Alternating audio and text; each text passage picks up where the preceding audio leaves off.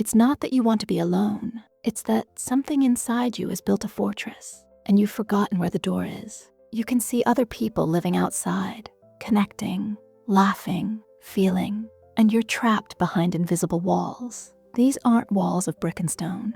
They are walls of pain, built silently by trauma to keep you safe. But now they just keep you isolated. Today, we're not just going to name these walls. We're going to walk up to them, touch them, and understand why they were built. Here are 6 emotional walls trauma built around you. Number 1, the wall of numbness. This is perhaps the quietest wall and the most confusing. It's the feeling of being a ghost in your own life. Good news doesn't bring joy, and sad news doesn't bring tears. Everything is just flat. This isn't a choice. It's a circuit breaker. When the emotional pain of trauma becomes too much for the nervous system to handle, it shuts down all the switches, not just the pain switch, but the joy, excitement, and love switches too. Living behind this wall is like watching a movie of your life instead of actually living it. You go through the motions. You work, you eat, you talk to people, but there's a thick pane of glass between you and the experience. You might even fake emotions to fit in, laughing when others laugh, showing concern when it's expected of you, all while feeling nothing inside. It's a lonely existence, because even when you're surrounded by people, you're completely alone with the emptiness. The most painful part of this wall is that the absence of feeling becomes its own kind of pain. You start to crave any emotion, even a bad one, just to prove to yourself that you're still alive. It's a defense mechanism that has long outstayed its welcome, turning the one thing meant to protect you from pain into a cage that locks you away from all the good in the world. Number 2, the wall of mistrust.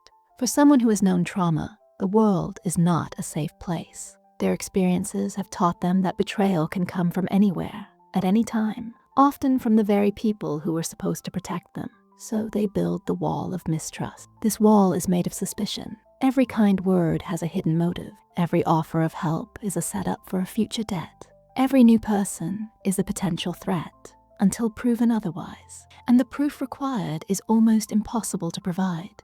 When you live behind this wall, you become an expert detective of human behavior. You analyze text messages for hidden meanings. You watch people's body language for the slightest sign of a lie. You replay conversations in your head, searching for the catch. It's exhausting. It makes genuine connection feel impossible because you can't ever let your guard down. You keep people at a distance, not because you don't like them, but because letting them close feels like handing them a weapon. You've learned the hard way that vulnerability can be a liability. The tragedy of this wall is that it succeeds in keeping out the bad people, but it also keeps out the good one. It keeps you safe from more hurt, but it sentences you to a life of profound loneliness, where you can never truly believe that someone might just love you for who you are, with no strings attached. Number 3, the wall of self-reliance. I don't need anyone. This is the motto of the person living behind the wall of self-reliance. This wall is built from the painful lesson that depending on others leads to disappointment or danger. Maybe people let them down in the past, or maybe relying on someone gave them power over them. So they decided, never again. They learned to do everything themselves. They are the friend who helps everyone, but never asks for help in return. They are the person who will suffer in silence, rather than admit they are struggling. This isn't about being strong and independent. It's about being terrified of being vulnerable. To need someone is to give them power. To ask for help is to admit you aren't in complete control. And for a trauma survivor, a loss of control can feel like the most dangerous thing in the world. People behind this wall often look incredibly capable. They have it all together. But on the inside, they are often crumbling under the weight of carrying everything alone. They secretly wish someone would see through their performance and offer help without being asked. They yearn for connection, but don't know how to let the drawbridge down. The wall makes them feel safe and in control, but it also prevents them from experiencing the beauty of true partnership and the relief of sharing a burden with someone who cares. They prove they can survive alone, but they never get the chance to see if they could thrive together. Number 4, the wall of avoidance. This wall is built on a simple principle. If something hurts you, stay away from it. But for a trauma survivor, the list of things that hurt is long and unpredictable. It could be a certain type of place, a specific tone of voice, a particular time of year, or even an internal feeling like happiness or closeness. The wall of avoidance is a life lived within ever-shrinking boundaries. You stop going to parties because they are too loud. You avoid certain movies or songs. You might even avoid relationships altogether because intimacy feels too threatening. Your world becomes smaller and smaller, a tiny safe zone you've created.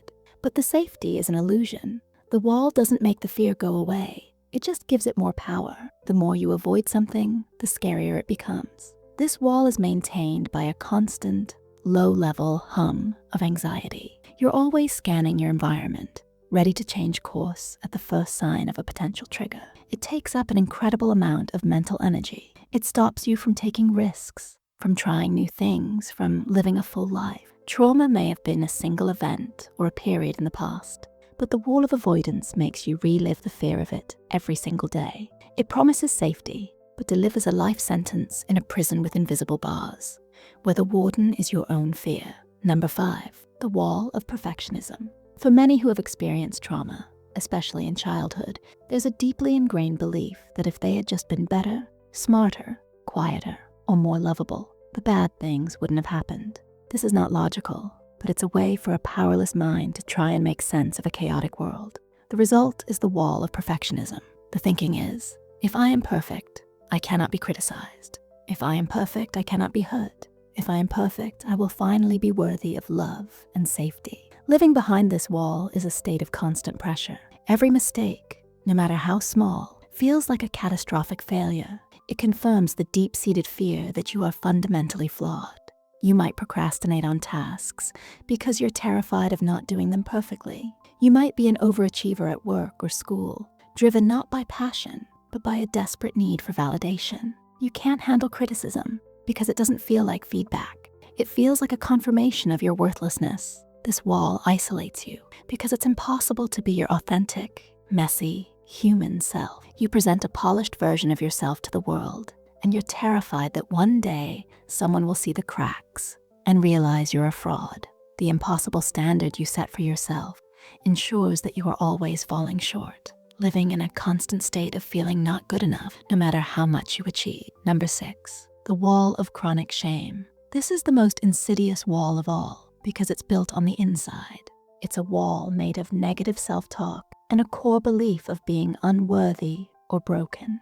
Trauma can rewire a person's sense of self. It takes an external event and internalizes it, making the victim feel like they are the problem. The shame isn't about feeling bad for something you did. It's about feeling bad for who you are. It's a persistent feeling of being dirty, damaged, or different from everyone else. This wall colors every single interaction. When someone gives you a compliment, a voice inside says, they're just being nice. They don't know the real you. When something good happens, you feel like you don't deserve it and are just waiting for the other shoe to drop. This wall makes you hide parts of yourself from the world.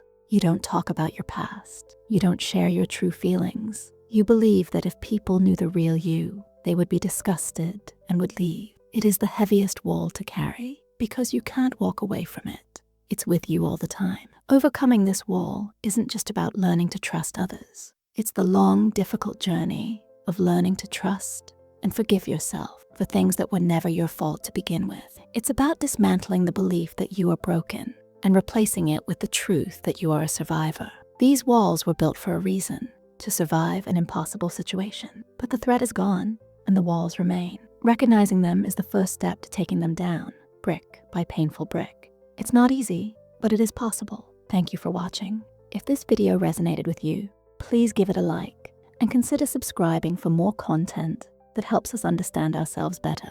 And now, for the comments. Which of these walls felt the most familiar to you? You don't need to share any details you're uncomfortable with, but letting others know they aren't alone can be incredibly powerful. Share your thoughts below. Your story matters.